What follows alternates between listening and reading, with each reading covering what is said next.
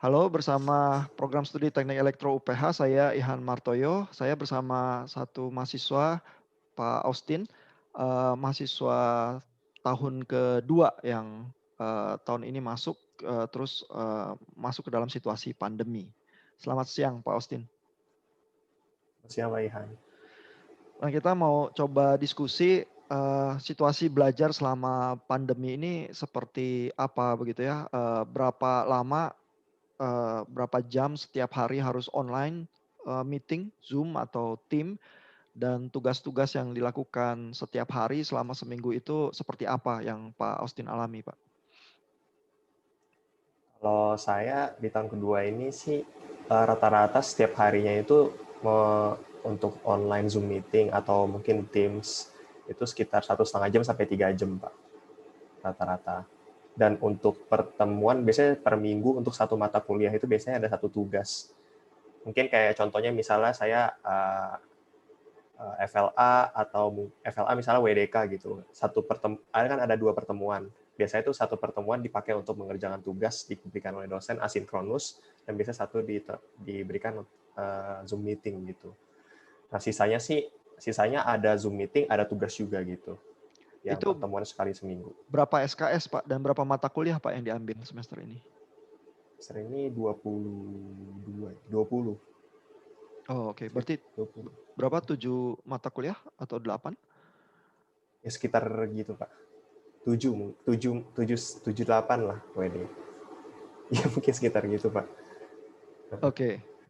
Dan untuk 20 SKS itu online antara 1,5 jam sampai 3 jam ya. Jadi masih tolerable lah ya sebenarnya ya. Iya, Pak. Itu di Kalau luar tugas ya, Pak ya. iya, dan setiap mata kuliah apakah ada tugas yang di luar itu atau ada yang mata kuliah yang cuman harus bertemu aja? Ada yang harus bertemu, ada yang diberikan tugas juga, jadi sekaligus. Ada yang kayak tadi saya bilang, Pak, jadi satu tiap minggu ya, misalnya 2 pertemuan kayak tadi, satu untuk kerjaan tugas, satu untuk pertemuan gitu. Ada yang kayak Oh gitu. iya, karena wawasan dunia Kristen itu WDK itu 4 SKS ya. Ya, Jadi dibagi 2 SKS, 2 SKS, lalu yang 2 SKS pertemuan, yang sisanya asinkronos ya, melakukan tugas ya. Oke.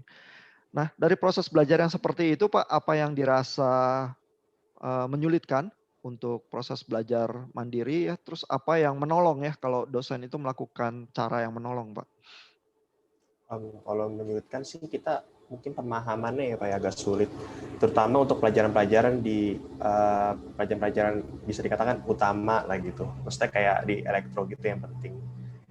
Eh, Mata jadi kuliah apa yang ya? sulit semester ini apa, Pak, yang terasa sulit? Mata kuliah yang Bapak ini ajarkan juga termasuk sulit sih, Pak. Sinyal sistem termasuk sulit karena kita kan dituntut untuk apa ya, belajar sendiri dulu kan awal-awalnya. Jadi kayak baca buku dulu biar Bapak minggu depan bisa jelasin gitu biar kita lebih nangkap. Itu menurut saya efektif sih, Pak, cara mengajar seperti itu karena ya mungkin agak capek untuk mahasiswanya tapi um, kalau saya merasakannya efektif sih, Pak. Soalnya karena ketika saya udah buat video, saya udah baca, udah ngejelasin, terus ketika Bapak jelasin lagi, saya lebih ngerti sih gitu. Oh, Nggak, oke. nggak buta gitu. Capek tapi efektif ya. Dan ini karena Iya. saya nanya jadi jawabnya sopan ya. Enggak sih, Pak. Saya beneran, Pak. Saya kalau kalau kalau untuk iya, saya ngerasa gitu soalnya.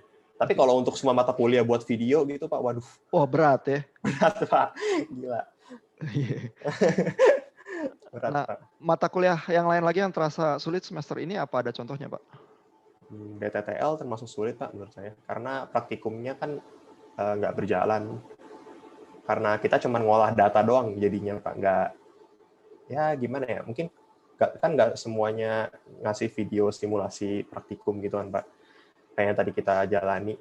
Jadi apa ya, kalau sekedar teori susah sih, Pak, kita soalnya saya selama ini ngerasa sekedar teori gitu kalau Oh, untuk oke. beta TTL. Teknik tenaga listrik ya, yang berurusan sama generator dan motor, kalau nggak lihat barangnya kadang sulit kebayang ya. Gitu, Pak. Oke.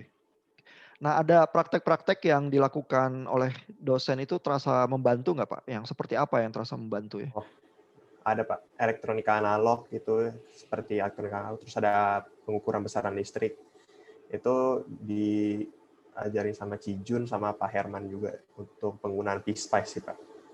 Oh, Jadi jadi apa namanya, kita misalnya contohnya kita hari Minggu ini buat empower amplifier atau high pass filter gitu. Jadi langsung biasanya kan satu minggu kan ada pertemuan untuk tatap muka, ada pertemuan untuk praktikum.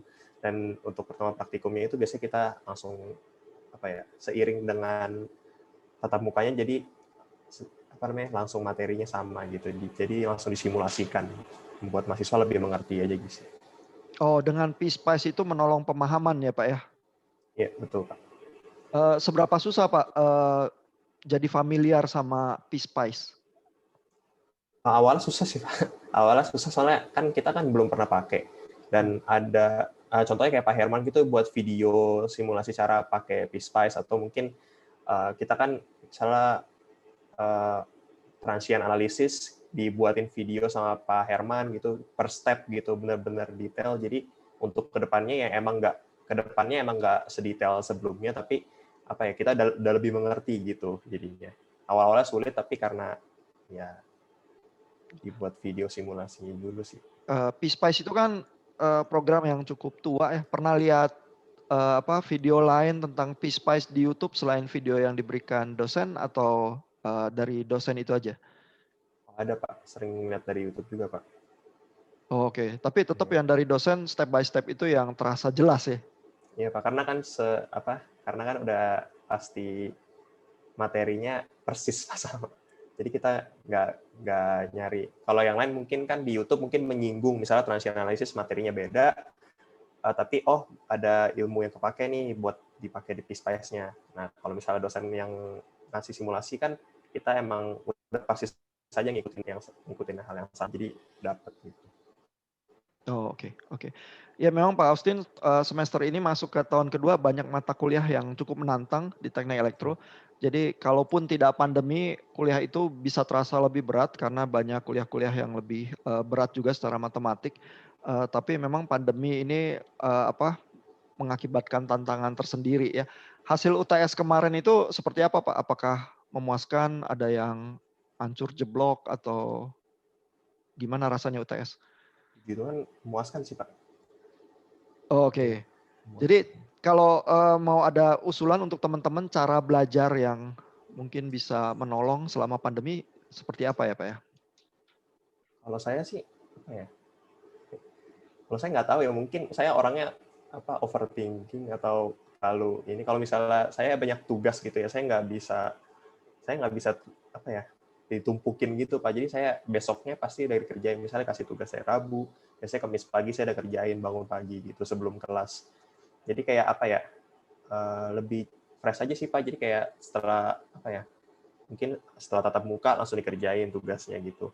Biar nggak numpuk juga. Kalau saya sih pola belajar mungkin saya nggak tahu sih strategi yang mungkin yang saya sih apa ya, lebih ke pola belajar mungkin gitu kayak tadi saya bilang. Jadi setelah tatap muka tugasnya dikerjain gitu aja sih. Oh, Nah, oke. ini. Jadi rutin lah ya ngerjain tugas, jangan sampai terlalu numpuk karena ntar ngerjainnya juga jadi berabe ya gitu ya. Nggak bisa Oke. tidur saya Pak nanti. Iya. Oke, thank you banyak Pak Austin. Semoga Ya sukses Pak. semester ini dan selamat belajar untuk ujian akhir ya. Terima kasih Pak Ihan.